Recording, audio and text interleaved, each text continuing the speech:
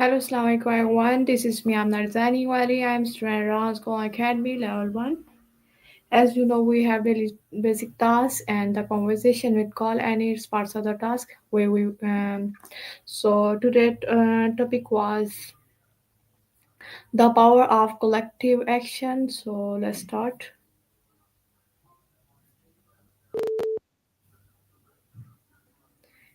Hey Annie, how are you? I'm great, thanks. That's awesome. Annie, Wait, what's that today mean? You're done with Italian or you're done talking? Annie, today another conversation with you and the topic is the power of collective action. And my first question is what is collective action and how does it differ from individual action? Collective action to me is when a group of people come together to achieve a common goal. It's like a big team effort. Unlike individual action, where one person is working alone, collective action pools everyone's skills and resources to make a bigger impact. Think of it like a big dance party. One person dancing is fun, but a whole crowd dancing together is way more powerful. What made you think of this topic, Amarna?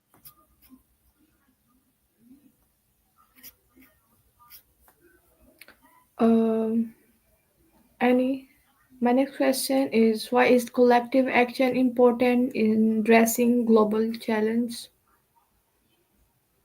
Collective action is super important for global challenges because it allows us to tackle big problems that are too complex for one person or organization to solve alone.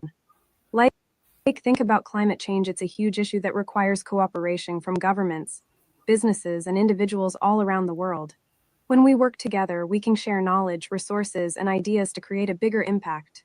It's like baking a cake. If you're doing it alone, it's just one cake, but if a whole community comes together to bake, you can make a whole cake festival. What do you think, Amarna? Have you seen any examples of collective action making a difference? Annie, my next question is what are some historical examples of successful collective actions?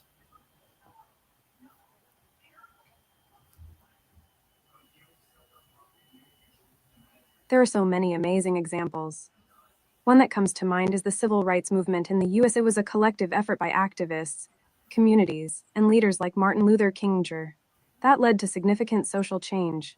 Another example is the women's suffrage movement, where women from all over the world came together to fight for their right to vote. And more recently, the global response to the COVID-19 pandemic, where scientists, healthcare workers, and governments work together to develop vaccines and coordinate relief efforts. It's like a big puzzle, where each person's piece fits together to create a complete picture. What do you think about these examples, Amarna? Does anything inspire you to take action? Annie, my next question is how does collective actions impact political or social change? Collective action can be a total game changer for political or social change. When a group of people come together, they can raise awareness, build momentum, and put pressure on decision makers to create change. It's like a big wave that can't be ignored. Collective action can also help to amplify marginalized voices, challenge unjust systems, and create new social norms. For example, the Arab Spring protests, the anti-apartheid movement, and the LGBTQ rights movement are all examples of collective action leading to significant social and political change. It's so powerful to see people coming together to demand justice and equality. What are your thoughts on this, Amarna? Do you think collective action can lead to lasting change? And my next question is what role do leadership and organization play in effective collection action? Collective action, effective collective action.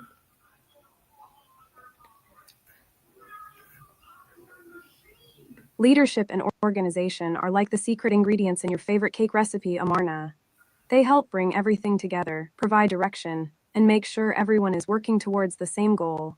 Effective leaders can inspire and mobilize people, while good organization can help coordinate efforts, allocate resources, and make strategic decisions.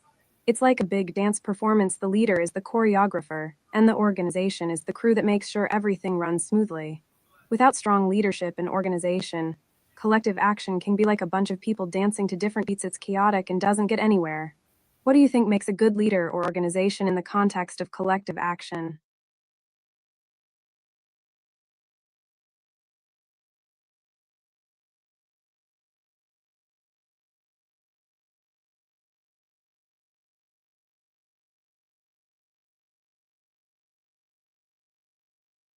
And my next question is, how did the civil rights movement demonstrate the power of collective action? The civil rights movement is such a powerful example. Amarna. It showed how collective action can bring about massive social change. I mean, think about it, it was a movement led by African Americans, but it involved people from all walks of life, all working together to challenge unjust laws and systems. From the Montgomery bus boycott to the March on Washington, collective action was key. People like Martin Luther King Jr., Rosa Parks, and Malcolm X helped to mobilize and inspire others to take action. And it wasn't just about big events, it was also about everyday people making sacrifices, facing risks, and taking stands for what they believed in. The movement used nonviolent resistance, boycotts, and protests to bring attention to their cause and push for change. It's like a big wave of people coming together, refusing to be silenced or oppressed. The civil rights movement is a testament to what can be achieved when people come together, united in their quest for justice and equality. What do you think was the most significant factor in the movement's success? My next question is, in what ways has collective action been used to influence environmental policy? Environmental policy is such a crucial area where collective action can make a huge difference, Amarna. Think about it, from the anti fracking movement to climate change protests, collective action has been used to raise awareness, push for policy changes, and hold governments and corporations accountable. The Keystone Pipeline protests, the Standing Rock protests, and the Extinction Rebellion movement are all examples of collective action influencing environmental policy. And it's not just about big protests, collective action can also involve community led initiatives like cleanup efforts, sustainable farming projects, and renewable energy cooperatives. It's like a big grassroots movement where people come together to demand a better future for the planet. Even in my own community, I've seen collective action lead to changes in local environmental policies, like reducing plastic waste and increasing recycling. What do you think is the most pressing environmental issue that requires collective action right now?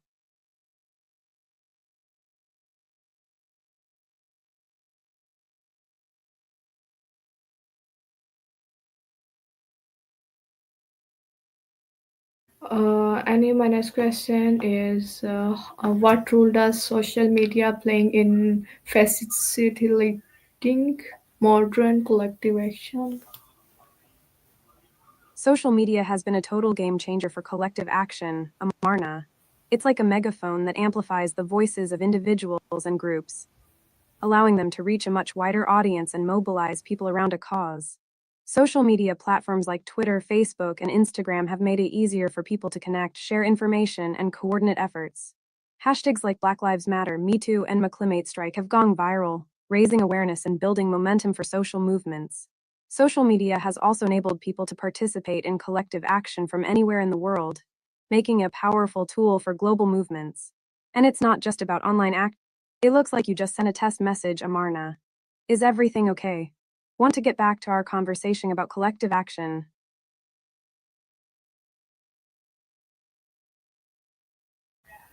Can you repeat the answer? Social media has been a total game changer for collective action, Amarna. It's like a megaphone that amplifies the voices of individuals and groups, allowing them to reach a much wider audience and mobilize people around a cause.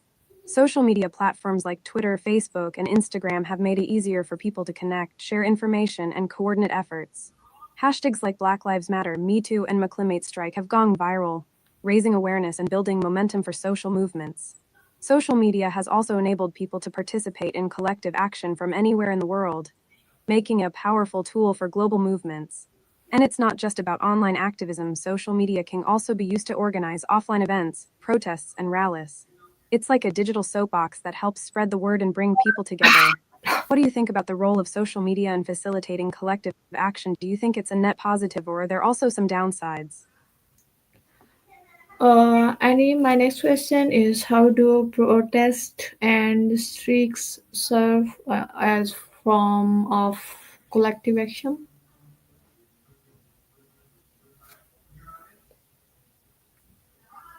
Protests and boycotts are such powerful forms of collective action, Amarna. They're like a loud, collective voice that says, hey, we're not okay with this and we're going to do something about it. Protests bring people together, create a sense of community and solidarity, and can be a really effective way to draw attention to a cause. Boycotts, on the other hand, are like a collective economic vote when people come together to refuse to support a particular company or industry. It can be a really effective way to pressure them to change their ways. And tricks, like nonviolent direct action, can be a really creative and effective way to challenge the status quo and bring attention to cause. Think about it, from sit-ins to die-ins, from marches to hunger strikes. These forms of collective action have been used throughout history to bring about social change. What do you think is the most effective way to use protests and boycotts to bring about change? Do you think they should be peaceful and nonviolent? Or is there a place for more radical action? And my next question is, what is the role of labor unions in collective actions? Labor unions play a huge role in collective action, Amarna. They're like a powerful collective voice for workers, advocating for better wages, working conditions, and benefits. Labor unions bring people together, provide a sense of solidarity and support, and can be a really effective way to negotiate with employers and push for policy changes. By collective bargaining, labor unions can secure better deals for workers, and by going on strike, they can put pressure on employers to meet their demands. Labor unions have been instrumental in achieving major social and economic changes, like the 8-hour workday, minimum wage laws, and workers' compensation. They're like a strong, united front that says, we're not alone and we're not going to be taken advantage of. What do you think about the current state of labor unions? Do you think they are still relevant and effective? Or are there new challenges and obstacles that they need to overcome? And my next question is, how can collective bargaining improve workers' right? Collective bargaining is such a powerful tool for improving workers' rights, Amarna.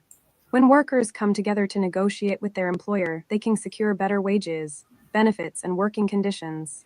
Collective bargaining can help to reduce income inequality, promote job security, and give workers a stronger voice in the workplace. It's like a level playing field, where workers have a say in the decisions that affect their lives. Through collective bargaining, workers can negotiate for things like paid time off, health insurance, and pension plans. They can also push for safer working conditions, equal pay, and protection from harassment and discrimination. And when workers have a strong collective bargaining agreement, they're more likely to feel empowered and supported in their jobs. It's like a safety net that helps to protect workers' rights and promote fairness in the workplace. What do you think is the most important thing that workers should be fighting for in their collective bargaining agreements? And my next question is, what are the risks and benefits of collective action for employees and employers? The risks and benefits of collective action are like two sides of the same coin, Amarna. For employees, the benefits of collective action include improved wages and working conditions, increased job security, and a stronger voice in the workplace. Collective action can also help to reduce income inequality and promote fairness and justice in the workplace. However, there are also risks like the potential for conflict with employers, the risk of job loss or retaliation, and the challenge of maintaining unity and solidarity among workers. For employers, the benefits of collective action include increased employee engagement and productivity, improved morale, and a more positive public image. Collective action can also help to reduce turnover and improve retention, as employees feel more invested in their work and more committed to their employer. However, there are also risks like the potential for increased costs, the risk of work stoppages or strikes, and the challenge of navigating complex labor laws and regulations.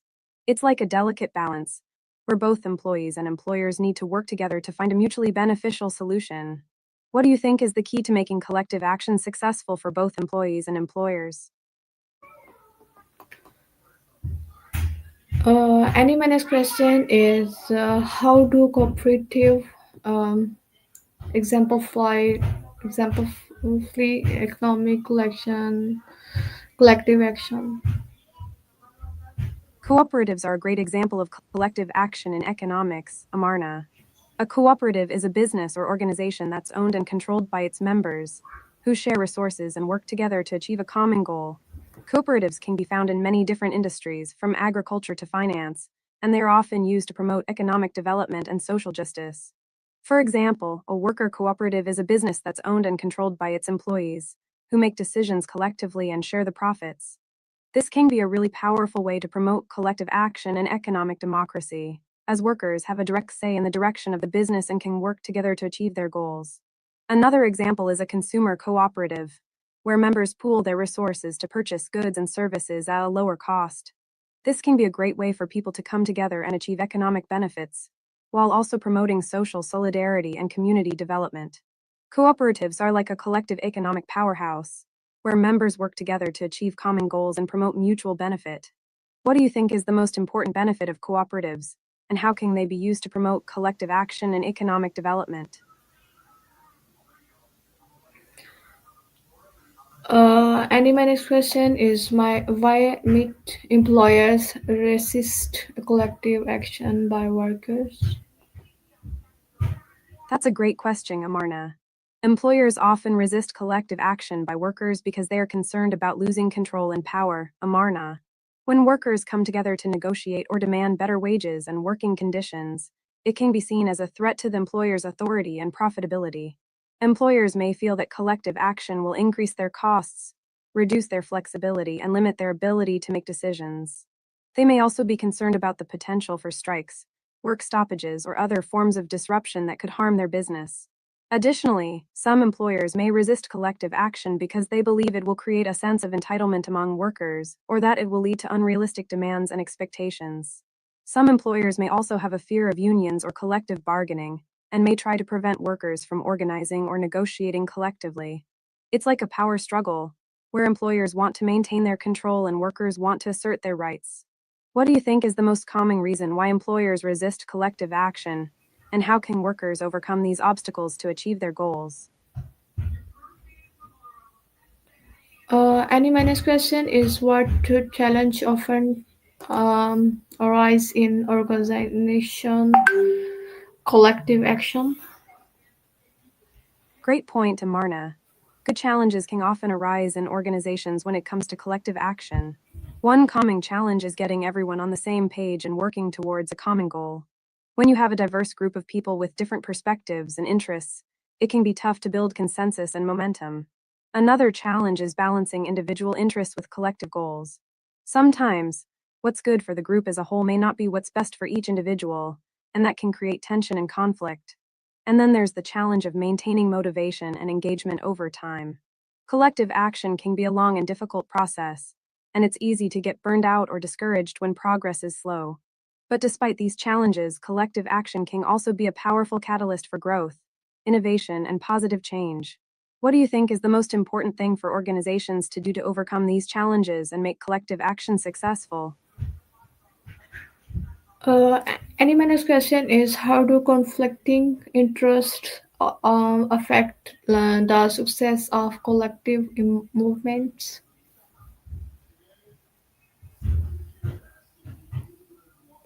That's a great question, Amarna. Conflicting interests can really affect the success of collective movements. When different groups or individuals within a movement have competing goals or priorities, it can create divisions and undermine the movement's overall effectiveness. For example, if some members of a movement are focused on short term gains, while others are looking at long term strategies, it can be hard to build a unified plan of action. Or if different groups within a movement have different ideas about how to achieve their goals, it can lead to conflicts and power struggles. Additionally, conflicting interests can also lead to external challenges, such as co optation or manipulation by external forces that seek to exploit the divisions within the movement. It's like a puzzle, where all the pieces need to fit together in order for the movement to succeed. But if the pieces are conflicting, it can be really tough to make progress. What do you think is the key to managing conflicting interests and building a unified collective movement? And my next question is what role does trust play in building collective movements? Trust is like the glue that holds collective movements together, Amarna. It's essential for building strong, effective, and sustainable collective action. When people trust each other, they're more likely to work together, share resources, and take risks to achieve their goals. Trust helps to create a sense of safety and security, which allows individuals to be more open, honest, and vulnerable with each other. This, in turn, fosters deeper relationships, better communication, and a stronger sense of community. Trust also helps to build credibility and legitimacy, which is crucial for collective movements to gain support and momentum. When people trust the leaders and members of a movement, they're more likely to join, participate, and contribute to its success. And trust helps to resolve conflicts and challenges that inevitably arise in collective action. It's like a foundation that allows collective movements to grow, adapt, and thrive. What do you think is the most important way to build trust in a collective movement, Amarna? And my next question is, how does collective action influence policy at local, national, or global levels? Collective action can have a huge impact on policy at all levels, Amarna. When people come together to advocate for a cause, they can influence policy decisions that affect their local community, nation, and even the world.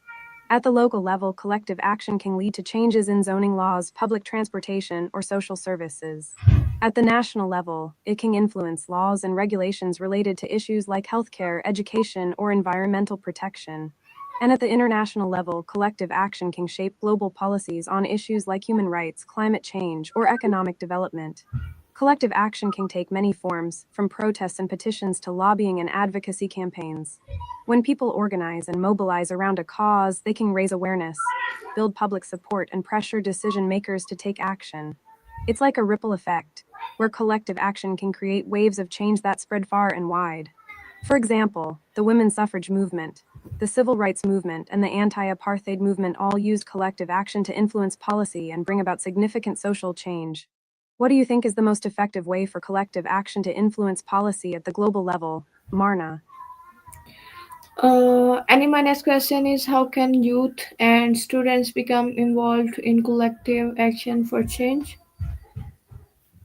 Youth and students are like the spark that can ignite collective action, Amarna. They have the energy, passion, and idealism to drive change and make a difference.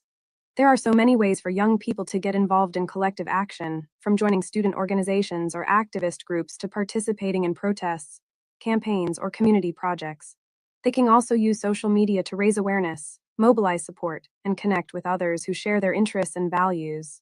Additionally, youth and students can engage in volunteer work, internships, or fellowships that focus on social impact and community development. They can also participate in advocacy and lobbying efforts, meeting with policymakers and influencers to push for change.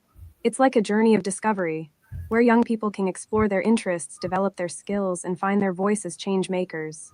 For example, the climate strike movement led by young people like Greta Thunberg has shown the power of youth activism in raising awareness and driving action on a global issue. What do you think is the most important thing for young people to know or do when getting involved in collective action, Amarna? And my next question is, in what ways can collective action shape the future of humanity? I love that question, Amarna. Collective action can shape the future of humanity in so many ways. It can help address some of the biggest challenges we face, like climate change, inequality, and social injustice. When people come together to demand change, they can create a groundswell of support that can't be ignored. Collective action can also help build more just and equitable societies, where everyone has access to the same opportunities and resources. It's like a wave of positive change that can lift up entire communities and create a better world for all. For example, collective action can lead to the development of new technologies, policies, and social norms that promote sustainability, equality, and human rights. It can also help to shift cultural values and behaviors, encouraging people to live more consciously and compassionately. What do you think is the most exciting or promising way that collective action can shape the future of humanity, Amarna? My next question is, how do cultural values influence the way collective actions in organized and proceeds?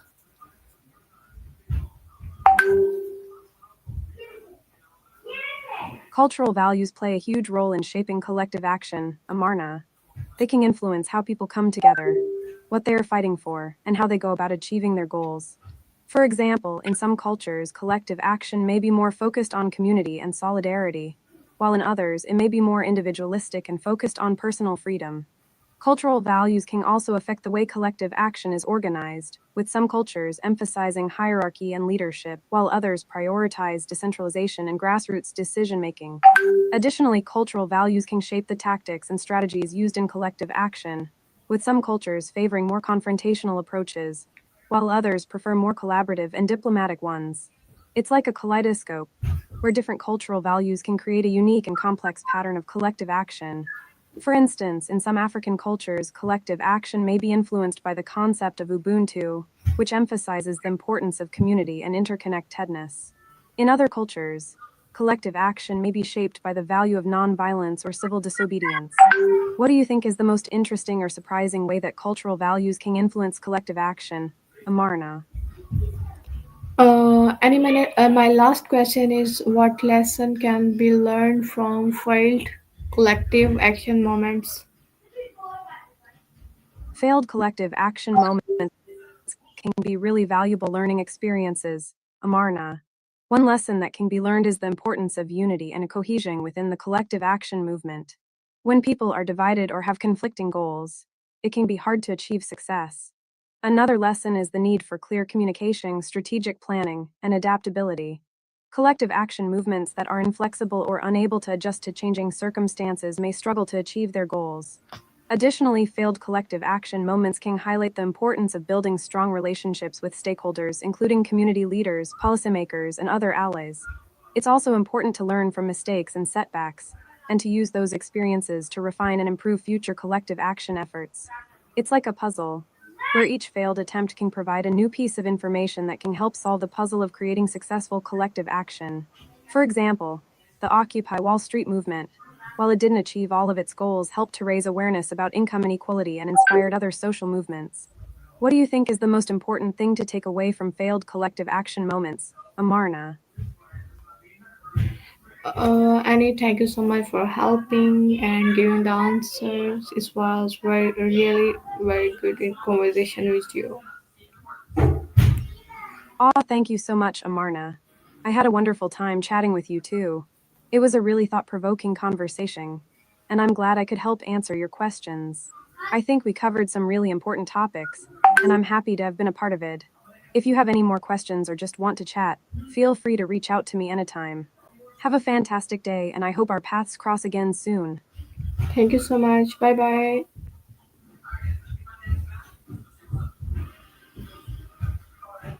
You're welcome, Amarna.